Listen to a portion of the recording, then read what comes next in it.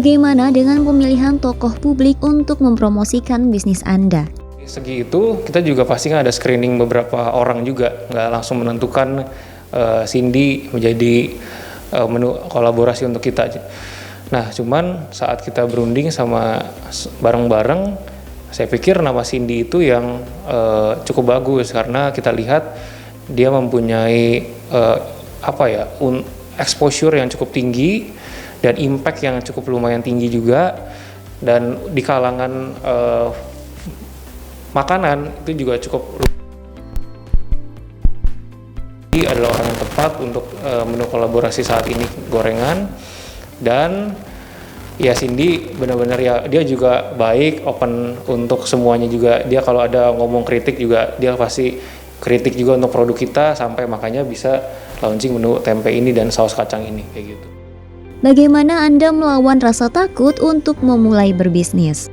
Itu konsep sudah jadi, terus sudah direncanain semua, cuman ini tanggal opennya selalu mundur. Ya selalu, mungkin karena takut juga gitu kan, takut lah, waktu itu kan masih pandemi kan. Nah cuma waktu saya pribadi, saya juga jujur, saya juga takut karena saya bisnis pakai uang pribadi jujur. Dan kedua itu, waktu itu situasinya lagi pandemi dan semua orang itu pasti semua tahan money semua, tahan cash flow semua.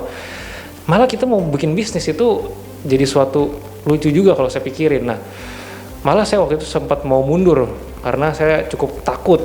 Satu dengan masa lalu, kedua dengan saya takut kalau saya cemplungin duit, takutnya malah bisnisnya gagal. Nah, tapi ya saya pikir anak muda itu harus berani melangkah, karena saya pikir kalau kita nggak tahu, kita melangkah sekarang, tahun depan kita akan jadi apa, kita nggak ada yang tahu. Tapi karena kita mau melangkah, makanya itu yang menjadikan kita itu akan menjadi suatu progres lagi, one step ahead, atau melangkah dulu aja gitu. Jadi ketakutan itu akhirnya saya pikir lagi, saya berpikir ulang lagi, akhirnya saya istilahnya tetap kuat deh, ayo kita sama-sama. Dan akhirnya ya udah tercetuslah gorengan itu di Oktober 2020. Kalau dari saya. Ayu memang perjalanannya pun jujur sangat meliuk-liuk ya, tidak lurus semua. Jadi itu memang butuh waktu, butuh proses. Untuk bikin gorengan yang sekarang itu kita sampai sekarang pun langsung kita pas, entah itu ada faktor dari bahan baku atau dari cuaca, sangat ngefek juga ke kita. Terus dari saya juga kenapa mau, karena di pandemi jadi kita mau besok-besok pada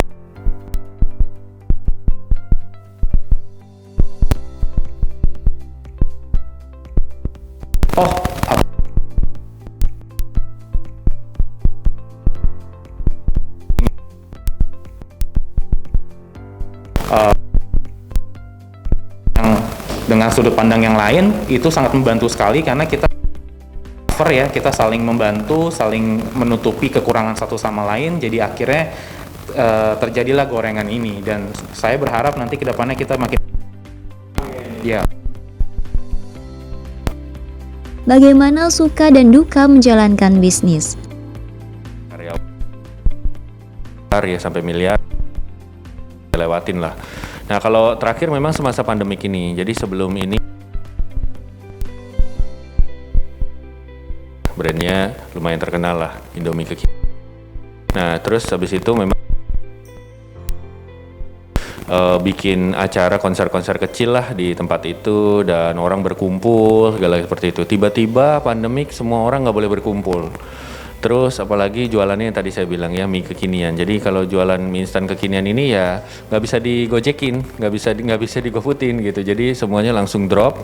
Saya secara pribadi sama partner punya 6 cabang sendiri waktu itu tutup semua. Juga stres juga karena udah selama ini udah punya penghasilan yang stabil, tiba-tiba harus hilang gitu. Dan karyawan juga bingung mau diarahin ke itu, mau dirumahkan juga, mereka dipotong mereka cari survive masing-masing juga, dan sama Chris juga, dan kita sekarang bisa yang lebih kecil modelnya ya, yang ke model boot seperti gorengan ini, tetapi disukai banyak orang. Dan waktu itu nggak ya udah apa yang saya bisa kontribusi, saya bantu untuk kontribusi, dan mereka juga oke gitu kan. Akhirnya ya saya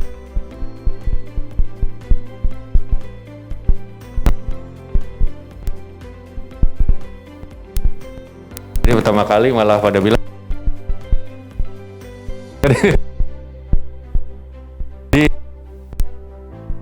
tetap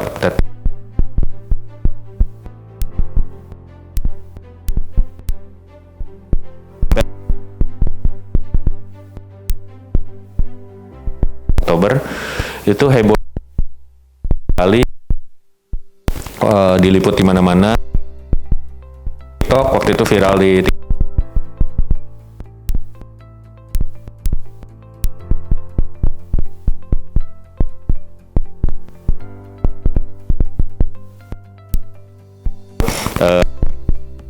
kita yang bikin nggak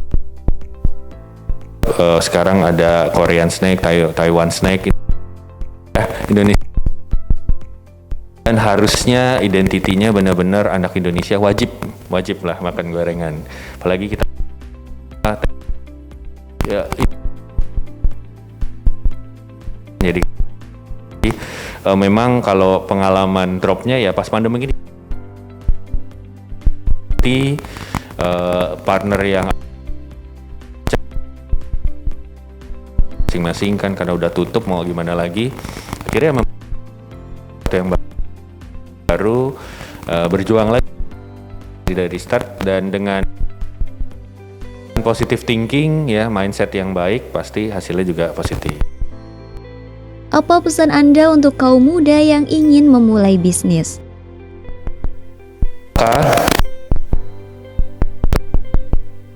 Step by step dari ke anak tangga yang ketiga, karena kenapa itu langkahnya juga terlalu besar.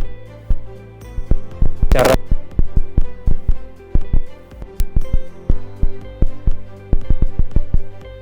dia pesan adalah kita harus step by step lewati prosesnya, nikmati aja prosesnya. Itulah pembelajaran yang untuk menjadikan kita seseorang nanti seperti itu.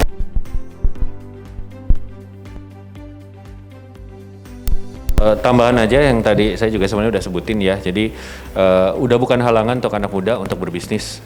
Jadi yang penting kembangkan aja networknya, kerjasama, dan sekarang zamannya berkolaborasi, jangan takut untuk kerjasama. Selama satu visi, satu tujuan, energinya sama-sama positif, maka semuanya menurut saya mungkin banget dibuat gitu. Jadi untuk anak-anak muda ya ayolah mulai untuk berbisnis, untuk kalau misalnya di F&B, ayo silakan lah, nanti bisa berkolaborasi sama gorengan.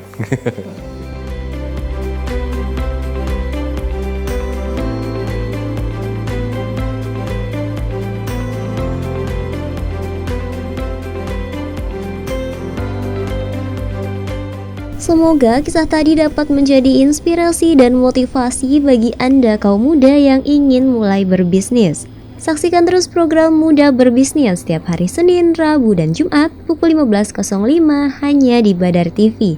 Wassalamualaikum warahmatullahi wabarakatuh.